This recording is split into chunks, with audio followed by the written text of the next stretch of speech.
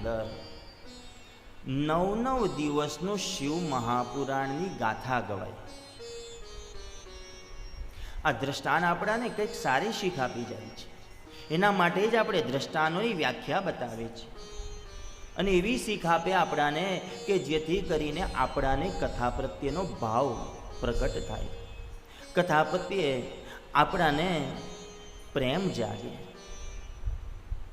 માજીના ગામની અંદર જ્યારે કથા થતી હતી, એની સોસાયટીની અંદર જ્યારે કથા થઈ રહી હતી, વક્તા શ્રી સુંદર મજાનું કથાનું રસપાન કરાવી રહ્યા હતા. કથા જ્યારે ચાલી રહી હતી અને વિરામનો છેલ્લો દિવસ હતો, કથાનો વિરામનો દિવસ હતો. 9મા દિવસની કથા વિરામ હતી. બધી 5 માતા બહેનો ભેગા થયા અને 2-5 માતા બહેનોને એમ થયું કે આ માજીને આપણે 10 મિનિટ, થોડીક વાર 1 કલાક, 2 કલાક કે 3 કલાક કથા ચાલે, આજે તો આપણે માજીને કથામાં લઈ જ જવા છે. આ મનોમન નક્કી કર્યું, મનોમન મંથન કર્યું અને જ્યારે મનોમન વિચાર કર્યો કે માજીને અમારે કથામાં લઈ જવા છે, ત્યારે માજીના દરબારની અંદર એના દરવાજાની પાસે ઊભા રહ્યા. માજીનો દરવાજો ખટખટાવે છે. માજીનો સ્વભાવ અહંકારથી ભરેલો હતો. માજી ખૂબ જ તામસી મગજના હતા, માજી ક્રોધીલા મગજના હતા. છતાં એ બધી માતા બહેનોએ વિચાર કર્યો કે ક્યાંક આપણે માજીને કથામાં લઈ જશું તો એની સાથે સાથે આપણો પણ પુણ્યનો ઉદય થશે. જો મેરે ભાઈઓ બહેનો, અગર કથા મેં તમારે એકલાએ આવવું એના કરતાં ક્યાંક 4 બહેનોને લેતા આવીએ તો જે 4 બહેનો તમારા થકી કથા સાંભળશે એની અંદર એના પુણ્યના ખાતામાંથી અમુક ટકા આપણા ખાતામાં પણ લખાશે. યાદ રાખજો, આપણા ખાતામાં પણ લખાશે. કથાનો પ્રારંભ થયો અને એ જ શરૂઆતમાં પરમ પૂજ્ય શ્રી વંદનીય બટુકગીરી બાપુએ શું કીધું આપણાને કે આવતીકાલથી બધાને વધારે કથામાં લેતા આવજો, કથામાં બધાને લેતા આવજો. આપણા થકી પણ જો કોઈક કથા સાંભળશે તો યાદ રાખજો, એ કથાનું ફળની અંદર ક્યાંક આપણું પણ ખાતાની અંદર કંઈક બેલેન્સ જમા થશે. આપણા બધાને બેલેન્સ જમા કરવાની જો કદાચ વાત આવે તો આપણને તો BOBના ખાતા દેખાય, SBIના ખાતા દેખાય, પંજાબ બેંકના ખાતા દેખાય, નેશનલ બેંકના ખાતા દેખાય, ICICI બેંકના ખાતા દેખાય, પોસ્ટના ખાતા દેખાય, રિકરિંગના ખાતા દેખાય. પણ ક્યારેક કોઈને એમ નથી થયું કે મારા મહાદેવના ખાતામાં મારું એક એકાઉન્ટ ઓપન કરું? આ કોઈને નથી દેખાતું. અને જેને આ દેખાઈ ગયું ને કે નીચેની બધી બેંકોમાં તો મારા ખાતા થઈ ગયા ભરપૂર, પણ હવે મહાદેવની બેંકમાં મારે ખાતું ખોલાવવું છે, અને જ્યારે ખાતું ખોલાવવું હોય ને ત્યારે એવી કથા સભામાં આવી જજો, ખાતું વગર, આધાર કાર્ડ વગર ખુલી જાય. યાદ રાખજો. પણ એના માટે આવવું પડે, કથા સભામાં આવવું પડે, કથા મંડપની અંદર આવવું પડે. અને એ કથા આપણે આને કથા મંડપ કહીએ છીએ. એને મનન કરવાનું. અહીંથી જે સાંભળીએ ને, બાપજીએ કીધું કે આના કથાને મનન કરો, રટન કરો, ખૂબ રટન કરો, એને વાગોડિયા કરો. આપણે ચિંગમ, બધા ઘણાની ચિંગમ ખાવાની ટેવ, તો એ ચિંગમ જે છે ને તમે વારંવાર, એ પૂરી નથી થતી. કોઈ દાડો થાય ચિંગમ પૂરી?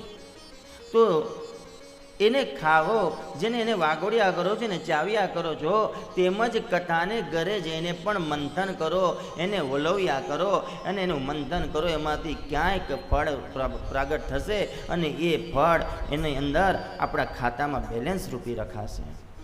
આ જ મહત્વ. એ માજીને જ્યારે બધા માતા બહેનોએ દરવાજો ગાળ્યો એટલે માજીએ જોરદાર અવાજથી કહ્યું કે બધી ભેગી થઈને શું આવી ગઈ મારી પાસે?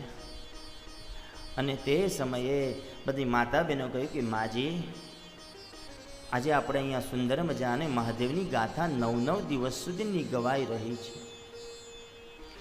એ મહાદેવની ગાથાની અંદર આજે વિરામનો દિવસ છે. વિરામનો દિવસ એટલે એમ તો જો ભાઈ મહાદેવની જે ગાથા છે એ ક્યારે પૂરી નથી થવાની.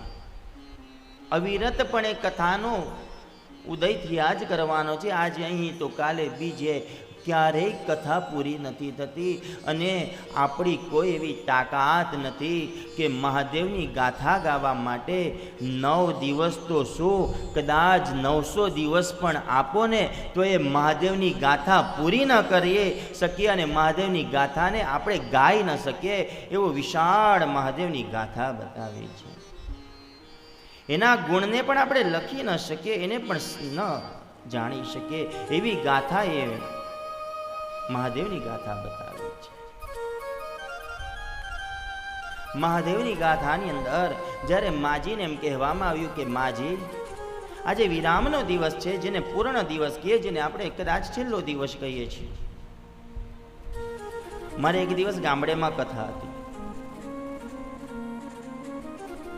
બહુ નાનું ગામ હતું, પણ શ્રોતાઓની સંખ્યા સિટી કરતા વધારે હતી. ગોળચિત જલારામ બાપાનું મંદિર. એમાં હું કથાનો વિરામનો દિવસ આમ બોલું એટલે ભાષામાં ક્યાંક સમજ ન પડી. 5મો 6ઠ્ઠો દિવસ આવ્યો એટલે મારા ઉતારા ઉપર 2-3 ભાઈઓ આવ્યા અને આ શબ્દનું મંથન કર્યા કર્યું હતું. એ લોકોએ એવું મંથન કર્યા કર્યું હતું કે વિરામ વિરામ વિરામ વિરામ. એટલે 2-4 ભાઈઓ મારી પાસે આવ્યા મારા ઉતારે અને મને કે બાપુ વંદન કરી, એક પ્રશ્ન કરવો છે. મેં કીધું શું પ્રશ્ન કરવો છે? તો કે બાપુ તમે રોજ એકવાર આ શબ્દ વાપરો છો કે વિરામ વિરામ વિરામ. વિરામ એટલે શું એ અમને સમજાવો. એટલે ક્યાંક ભાષાને આપણે સરળતાથી વાપરવી પડે, એટલા માટે કદાચ શબ્દનો ઉપયોગ એવો કરવો પડે કે કથાનો વિરામનો દિવસ એટલે એને કદાચ આપણે એમ કહી શકીએ છેલ્લો દિવસ. બાકી છેલ્લો દિવસ ક્યારે હોતો નથી. કથા ક્યારે એનો દિવસ છેલ્લો આવતો નથી. કથા ક્યારે પૂરી થતી નથી અને કથા ક્યારે પૂરી થવાની નથી. કથા તો અવિરતપણે જ્યાં સુધી સૂર્ય ચંદ્રનો તેજ છે, જ્યાં સુધી ગંગાની અંદર જળ છે, જ્યાં સુધી ગંગાની અંદર દુર્ગંધ નથી આવતી, ત્યાં સુધીના કથા અવિરતપણે ચાલુ રહેવાની છે.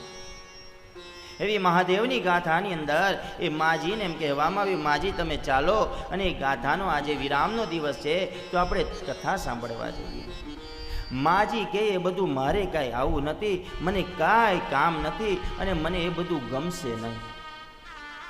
બધી માતા બહેનો એ માજીને ખૂબ સમજાવી, માજી થોડીક વાર માટે તો ચાલો. પણ માજી એકના બે નથી. આ પણ માજીની નજર છે ને બધી 2-4 માતા બહેનોના હાથમાં અલગ અલગ છે ને ભગવાનના માટેનો મહાપ્રસાદ હતો. તો કોઈની થાળીની અંદર કાજુનો પ્રસાદ હતો, કોઈકની થાળીની અંદર બદામનો પ્રસાદ હતો, તો કોઈકની થાળીની અંદર અલગ અલગ ભોગનો પ્રસાદ હતો. અને એ જ્યારે અલગ અલગ ભોગનો પ્રસાદ હતો એટલે માજીની નજર સીધી પડી પ્રસાદની અંદર. માજીની નજર જેવી મહાપ્રસાદમાં પડી, માજીએ સીધો હાથ કાજુમાં માર્યો. બધી માતા બહેનોએ હાથ પકડી લીધો કે માજી આ તો ઠાકોરજીને ભોગ લગાવવાનો છે, મહાદેવને ભોગ લગાવવાનો છે, પછી આપણે ખાવું છે. માજીના વિચાર તરત બદલાયા. માજીને એમ થઈ ગયું કથા સાંભળવી ન સાંભળવી એ આપણા મનની મરજી છે, પણ લાવને કથાના સભાના મંડપમાં જવાથી કદાચ કાજુ બદામ તો ખાવા મળશે એ ભાવથી માજી કથામાં ગયા. અને માજી જ્યારે કથામાં ગયા, જો જેને અધમી માણસ હોય, જેની અંદર પાપ સમાયું હોય, જેની અંદર ભોગ વિલાસ સમાયું હોય, જેની અંદર કુર્તા સમાયું હોય, એ કથાના સભાના મંડપમાં બહુ જાજો ટાઈમ ન બેસી શકે. એને 5, 10, 15, 20 મિનિટ થાય ને એટલે પગ ઊંચા નીચા થવા માંડે કે હવે ક્યારે છટકું. અથવા જેને એમ થાય કે લાવને બાપુને મોઢું બતાવી આવું. ઘણા એવા ભાવથી પણ આવતા હોય કે બાપુને કદાચ ખોટું ન લાગે એટલે બાપુના માટે તો બાપુથી સૌ છેટા બેસે, કદાચ પાછલી સીટ પકડી લે એટલે ક્યારે પછાડથી નાહી ભાગી જવાય આપણને ખબર પડે એટલે અધમી જે વ્યક્તિ હોય એ કથામાં બહુ ઝાઝો ટાઈમ ન બેસી શકે. એટલે કથા મંડપની અંદર અને એ કથા સભાની અંદર એ જ વ્યક્તિ બેસી શકે. આ કથા સભામાં, આ કથા સભાની અંદર એ જ વ્યક્તિ બેસી શકે અને આ કથા સભાની અંદર એ જ વ્યક્તિ આવી શકે જેને મારો મહાદેવ બાવડું પકડીને ખેંચીને લાવે. એ જ વ્યક્તિ આ કથા સભામાં આવી શકે. બાકી આ કથા સભામાં આવું એ તો અનેક પુણ્ય જ્યારે તપે ને ત્યારે આ કથાના સભાની અંદર આપણે પ્રવેશ કરી શકીએ. કદાચ ત્યારે જ આપણા પુણ્ય તપે તો જ એ કથા મંડપે સભાની અંદર આપણે આવી શકીએ અને એમાંય બેસી શકીએ અને એમાંય સ્થિરતાપૂર્વક કથાને નિહાળી શકીએ. આપણે એમને मेरे भाइयों बहनों कथा में नहीं बैठ सकते. कथा में बैठने के लिए भाग्य चाहिए. कथा में बैठने के लिए सौभाग्य चाहिए. भाग्य से ऊपर उसको सौभाग्य बोलते हैं. कथा में बैठने के लिए पुण्य चाहिए, कथा में बैठने के लिए सत्कर्म चाहिए और कथा में बैठने के लिए श्रद्धा चाहिए और कथा में बैठने के लिए विश्वास चाहिए और कथा में बैठने के लिए यही मनोमन धारणा चाहिए कि जहाँ कथा में बैठेंगे वहीं पे मेरा महादेव मुझे मिलेगा. यही भाव होना चाहिए. आज कथाનું મહત્વ છે. આજ કથાનો મહિમા બતાવ્યો છે.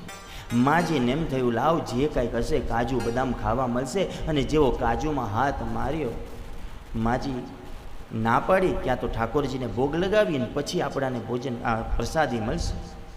માજીને એમ થયું, વિચાર બદલાયા કે ભલે કથા સાંભળવી ન સાંભળવી એ તો આપણા મનની મરજી છે, છતાંય ત્યાં જવાથી મને કાજુ બદામ તો ખાવા મળશે.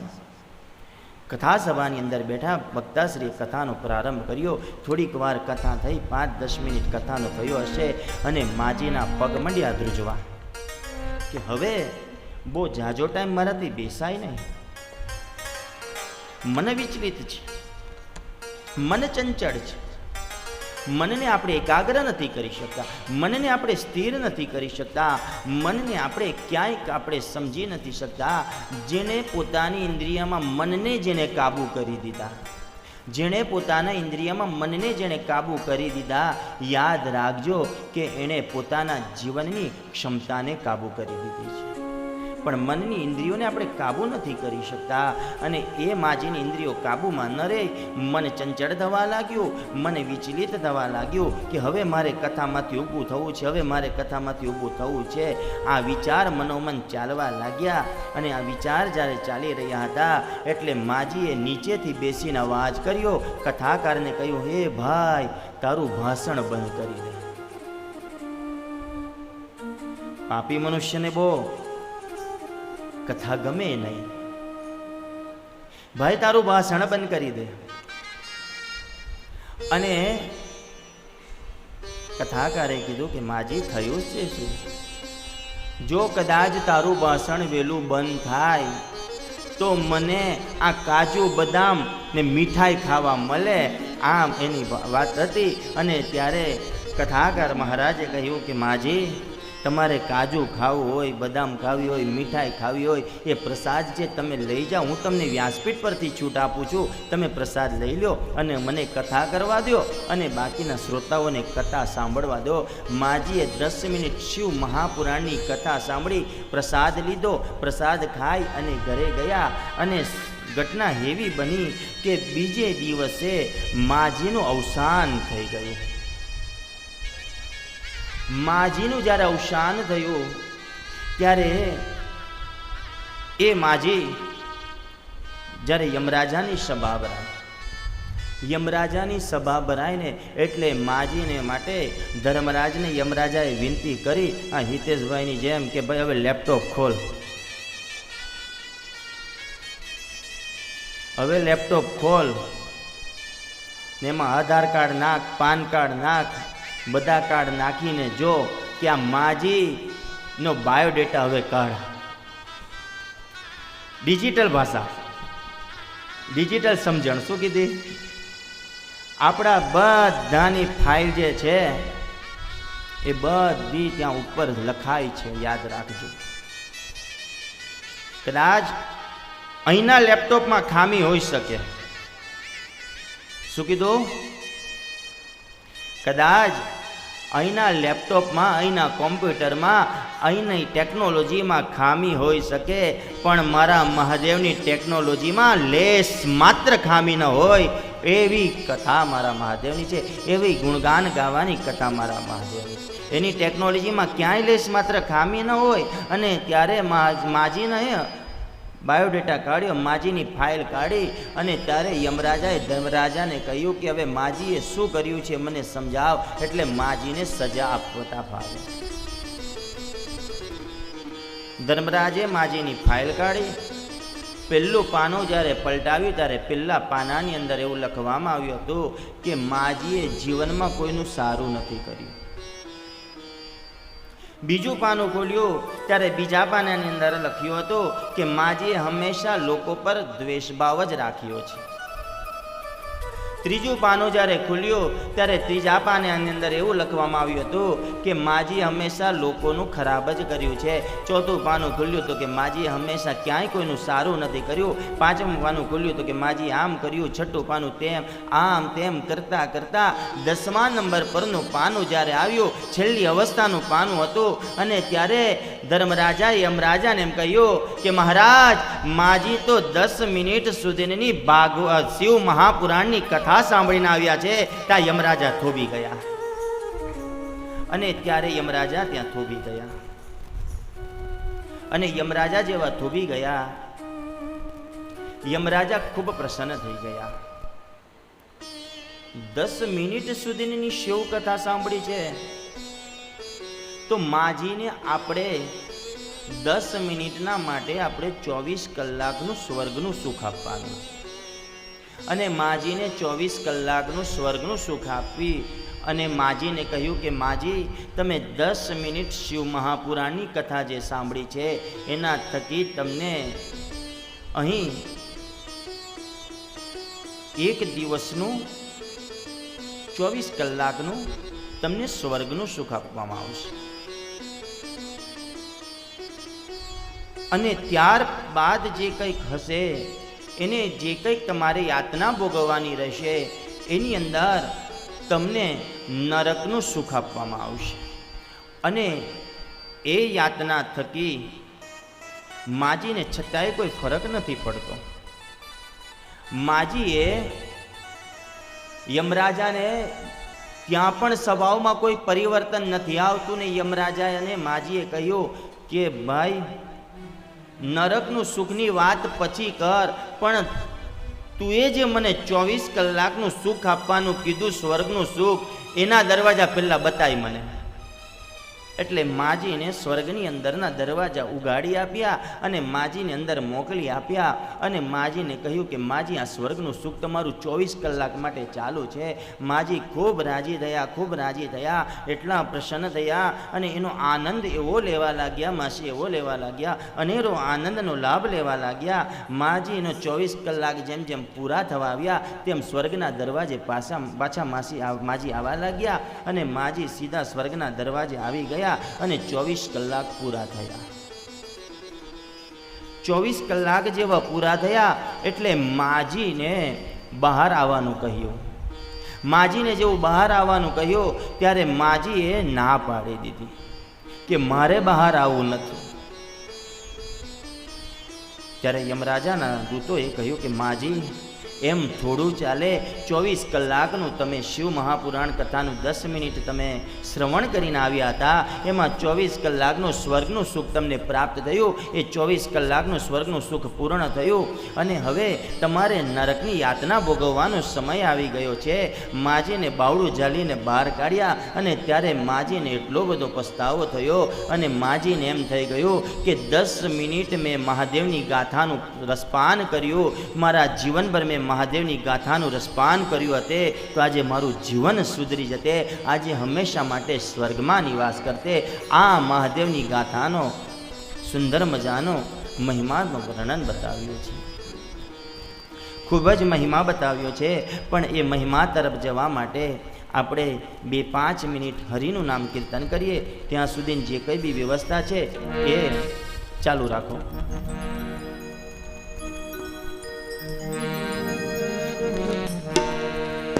તારી ધૂન લાગી ભોળા તારી ધૂન લાગી તારી ધૂન લાગી ભોળા તારી ધૂન લાગી હર હર શંભુ ભોળા તમારી ધૂન લાગી હર હર શંભુ ભોળા તમારી ધૂન લાગી તારી ધૂન લાગી ભોળા તારી ધૂન લાગી તારી ધૂન લાગી વાલા તારી ધૂન લાગી હર હર શંભુ ભોળા તમારી ધૂન લાગી હર હર શંભુ ભોળા તમારી ધૂન લાગી. જય મહાદેવ. શ્રી રાધે શ્રી રાધે.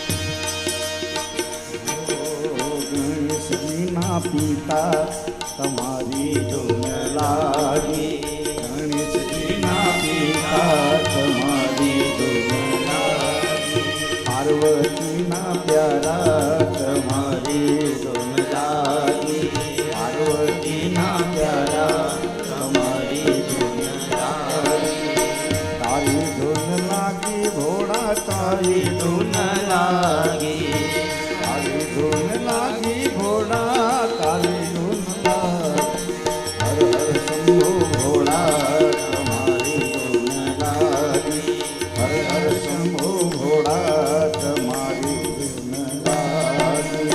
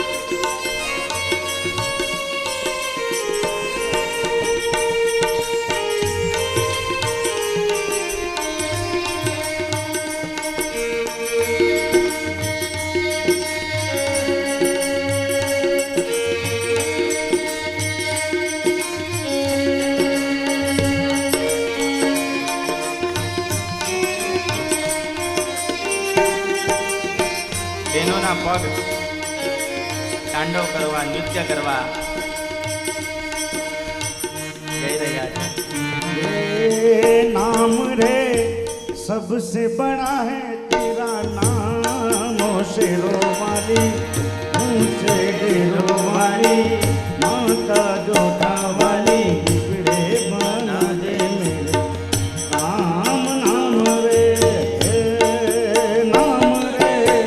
सबसे बड़ा है तेरा नाम ओ शेरों वाली ऊंचे डेरों वाली माता जोधा वाली बिगड़े बना दे मेरे नाम नाम रे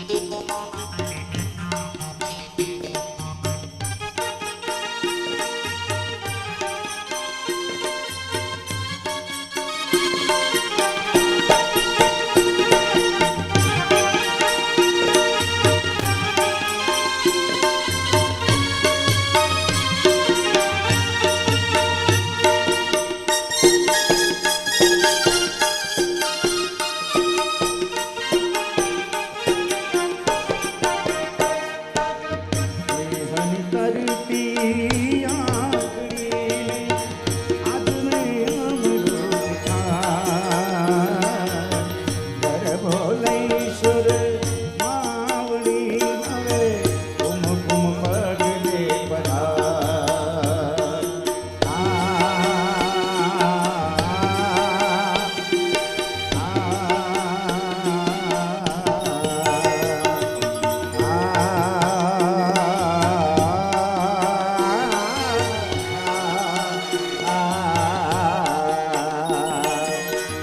આવો તું રમવાને ગરબે રમવાને મારી મારે જોવા છે તમને રમતા રે ગરબે ઘૂમતા રે આવો તું રમવાને.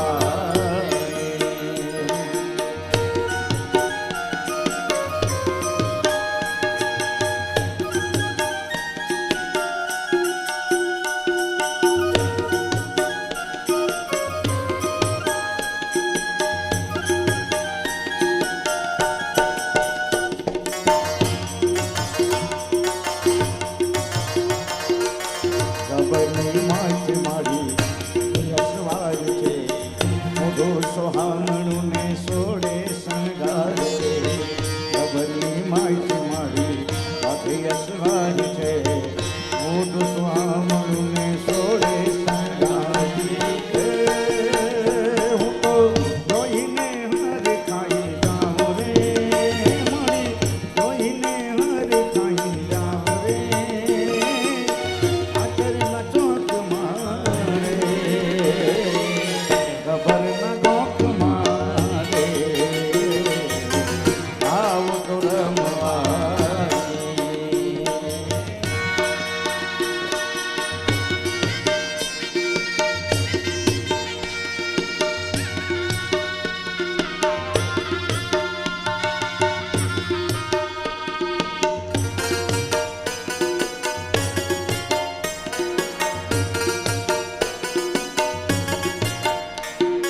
કુમકુમના પગલા પાડ્યા